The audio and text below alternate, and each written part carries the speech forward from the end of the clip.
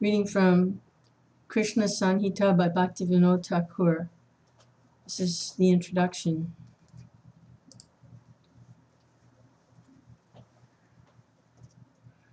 Chintam Yatmane Bhagavate Nama.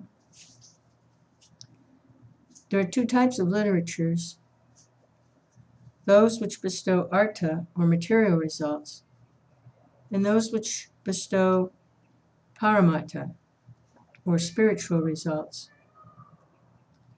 Geography, history, astrology, physics, psychology, Ayurveda, microbiology, mathematics, language, poetry, music, logic, yoga, religion, law, architecture, and weaponry are all included in the first category.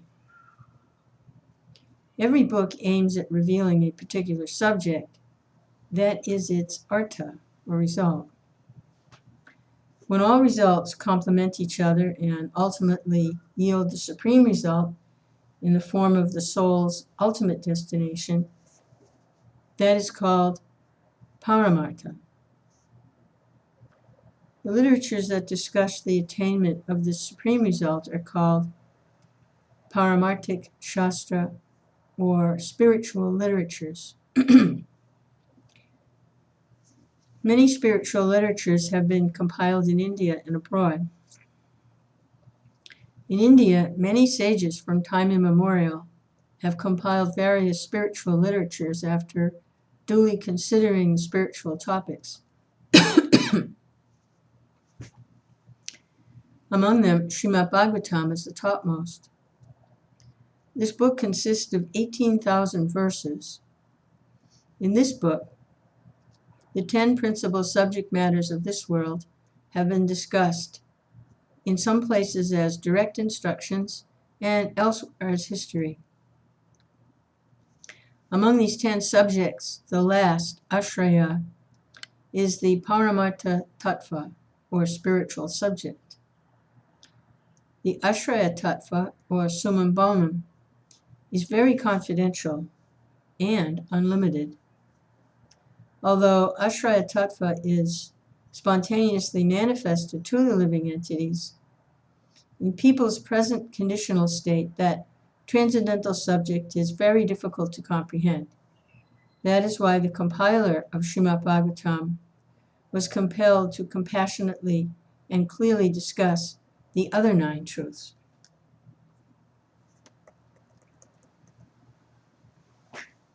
Such a matchless book has not been properly explained till now. The people of India and other countries can be divided into 2 categories: the ass-like and the swan-like. Among these 2, the ass-like are in the majority. The swan-like are in the minority. Swan-like people abstract the purport of the scriptures for their own advancement and thus benefit themselves. That is why the real purport of Srimad Bhagavatam has not yet been clearly revealed. I had a great desire to translate Srimad Bhagavatam in this proper swan-like way, but I have no time to translate this huge work. For this reason, I am now extracting the main purport of this great literature and presenting it in the form of this Sri Krishna Samhita. As I was not satisfied after writing the verses of this book, I translated them into Bengali. I hope learned people will always scrutinizingly study this book in order to ascertain the spiritual subject matters. Everyone has a right to discuss spiritual topics. Yet, people are divided into 3 categories according to their qualifications. Those who do not possess independent power of discrimination are in the first category and are called neophytes, or those with soft faith. They have no alternative to faith. If they do not accept whatever the compilers of the scriptures write as the order of the Lord, then they fall down. They are qualified only for understanding the gross meanings of the science of Krishna. They have no qualification for understanding the subtle meanings. Until they gradually advance by good association and instruction, they should try to advance under the shelter of faith. Those who have not yet succeeded in connecting faith with argument are second grade, or madhyamadikari. And those who are expert in connecting these two are perfect in all respects. They are able to attain perfection by utilizing material resources in their independent endeavors. They're called topmost, or uttama adhikari. Among these three, it is necessary to ascertain who is the proper candidate for studying this book. The neophytes are not qualified, but they can gradually become qualified by attaining a higher stage through good fortune. The expert topmost persons have no direct need for this book other than to strengthen their own conclusions. Still, they should discuss this book with due respect in order to benefit the madhyamadikaris. Therefore, it is the madhyamadikaris who are the proper candidates for studying this book. All the above mentioned three categories of people are qualified to study Srimad Bhagavatam, yet most of the commentaries on this matchless book are composed for the benefit of the neophytes. The commentators were all swan-like persons. They have exhibited more compassion toward the neophytes than toward the madhyamas.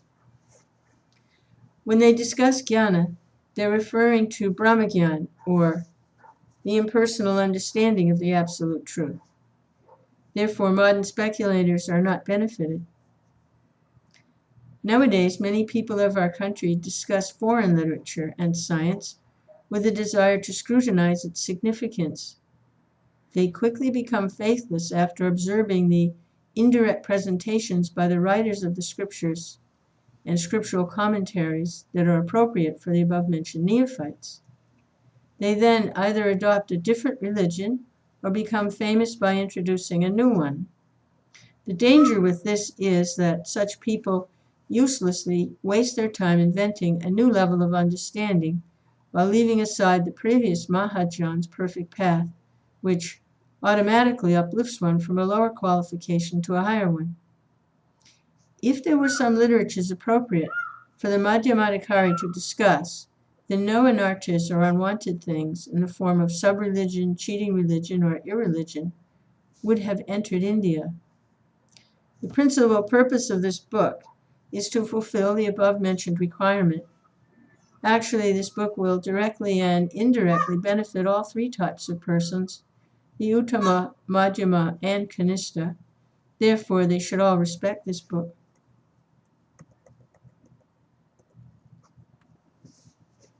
Sectarianism is a natural byproduct of the absolute truth. When acharyas first ascertain and instruct the truth, it is not polluted with sectarianism. But the rules and regulations received through disciplic succession regarding the goal and the method of achieving it are changed in due course of time, according to the mentality and locale of the people. A rule that is followed by one society is not necessarily accepted in another society. That is why one community is different from another. As a community gradually develops more respect for its own standards, it develops hatred toward other communities and considers their standards inferior. These sectarian symptoms are seen in all countries since time immemorial. This is prominent among neophytes and found to some extent amongst Madhyamadikaris. Among Uttama Adhikaris, however, there is no trace of sectarianism. Adherence to a particular standard is the prominent symptom of a society. There are three types of standards: Alochakagata, Alochanagata, and Alochagata. Alochakagata is when sectarianists accept some external signs. Example of Alochakagata are tilak, neck beads, saffron robes, as well as the baptism practiced abroad. The different activities practiced in the process of worship are called Alochanagata. Examples of Alochanagata are sacrifices, austerities, fire sacrifices, vows, studying scriptures, deity worship, constructing temples, respecting the purity of various trees and rivers, dressing like sannyasis, acting like acharyas, dressing like brahmacharis or grihastas, closing one's eyes, respecting particular types of books, rules and regulations in eating, and respecting the purity of particular times and places. The example of Alochagata are attributing personalism or impersonalism on the Supreme Lord, installing deities, exhibiting the mood of an incarnation of the Lord, speculating on heaven and hell, and describing the future destination of the soul.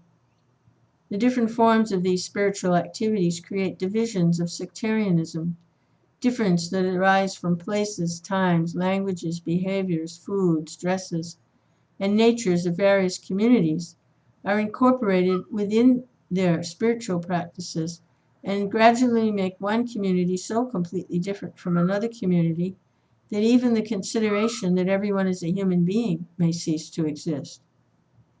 Due to these differences, there is a disagreement, cessation of social intercourse, and fighting even up to the point of killing one another. When an ass-like mentality becomes prominent within the Kanistha Adhikaris, then they certainly indulge in these things. But if they develop a swan-like mentality, then they do not take part in quarrels. Rather, they endeavor to attain a higher level. Madhyamadhikaris do not quarrel so much about external standards, but they are always attacked by philosophical disagreements. Sometimes they condemn the standards of neophytes and establish their own standards as superior. They condemn the neophytes' deity worship in order to establish the worshipful Lord as formless. In such cases, they are also considered ass-like people. Otherwise, if they had a swan-like mentality and a desire to attain a higher level, they would respect others' practices and inquire about higher topics. Contradictions actually arise only due to ass-like mentality. Swan-like persons consider the necessity for different practices according to one's qualification, so they naturally become detached from sectarian quarrels.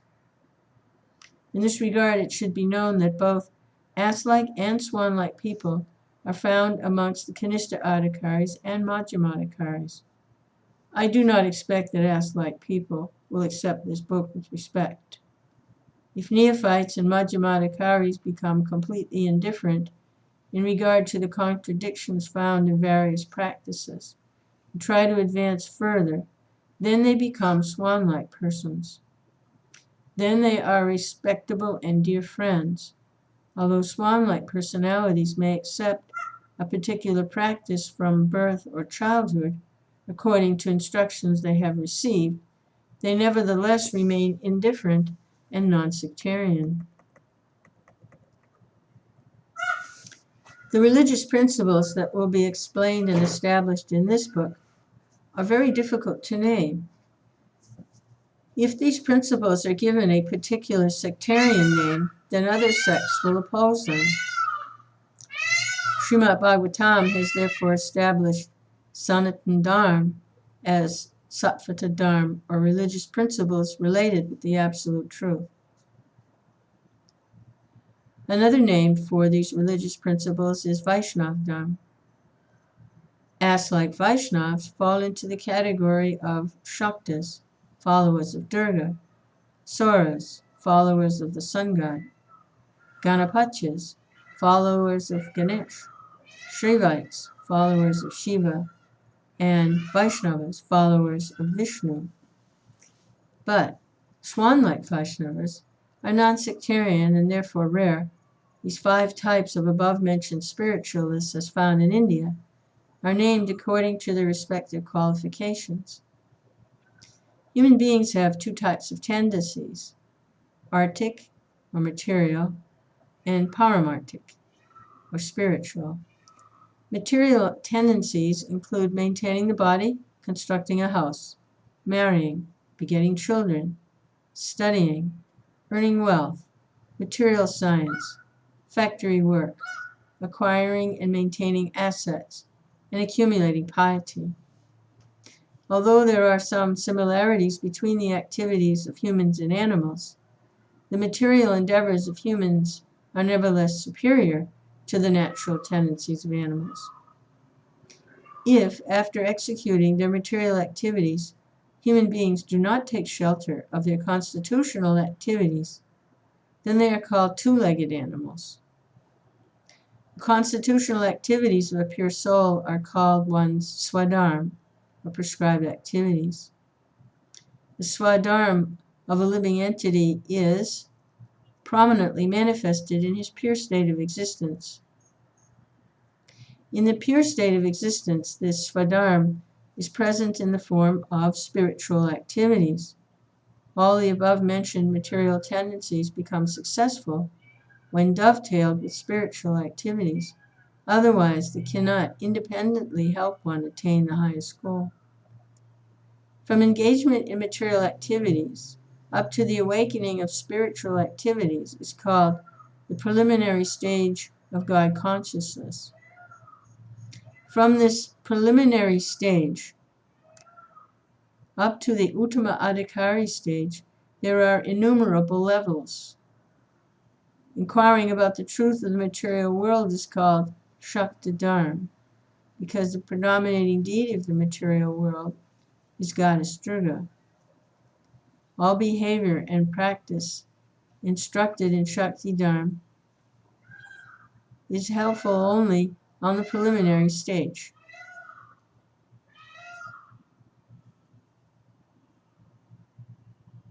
Such behavior and practice is meant to bring one closer to spiritual life. The materialistic people may be attracted by this only until they begin to inquire about the Supreme Absolute Truth. Shakti Dharma is the living entity's initial spiritual endeavor, and it is extremely essential for people of that level. When the preliminary stage is further strengthened, one attains the next level. One then considers the energy of work and the superiority of heat over dull matter, and he therefore accepts the sun god, who is the source of heat, as his worshipful deity. At that time, Saurabh Dharma is awakened. Later, when one considers even heat as dull matter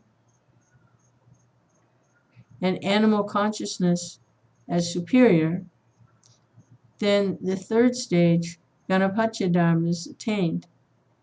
In the fourth gross stage, Lord Shiva is worshipped as the pure consciousness of the manifest. Generally, there are 5 types of paramartic dharmas, or spiritual duties, that have been known by different names in different countries at different times. If one considers all the different dharmas that are current in India and abroad, one can see that they certainly fall within these 5 categories. The religious principles taught by Muhammad and Jesus Christ are similar to the religious principles taught by Vaishnava sects. Buddhism and Jainism are similar to Shiva Dharma. This is a scientific consideration of truths regarding religious principles. Those who consider their own religious principles as real Dharma and others' religious principles as irreligion and sub-religion are able to ascertain the truth due to being influenced. Let's go back. This is a scientific consideration of truths regarding religious principles. Those who consider their own religious principles as real Dharma and others' religious principles as irreligion or sub-religion are unable to ascertain the truth due to being influenced by prejudice. Actually, religious principles followed by people in general are different only due to the different qualifications of the practitioners. But the constitutional religious principles of all living beings are one. It is not proper for swan-like persons to reject the religious principles that people in general follow according to this situation. Therefore, with due respect to the religious principles followed by people in general, we will now discuss the living entity's constitutional religious principles.